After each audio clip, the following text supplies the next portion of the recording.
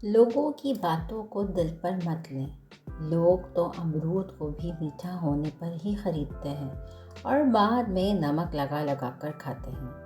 Hello everyone, अस्सलाम वालेकुम।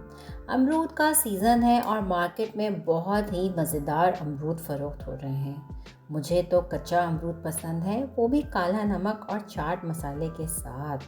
आपको कौन सा अमरूद पसंद है? कमेंट बॉक्स में ज़रूर बताइएगा।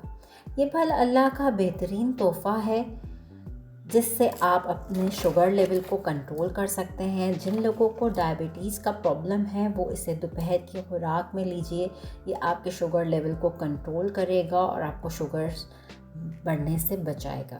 इसके साथ साथ अगर आप वज़न कम करना चाहते हैं तो ये बेहतरीन फल है जिसमें प्रोटीन, फाइबर और विटामिन्स मौजूद हैं जो आपके अंदर किसी भी चीज़ की कमी नहीं होने देंगे और साथ साथ आपके वज़न को भी कम करेंगे, क्योंकि ये कॉन्स्टिपेशन को भी क्योर करता है, आपके मेटाबॉलिज्म को भी तेज़ करता है और आपके चेहरे पर झुर्रियाँ आने से भी बचाता है।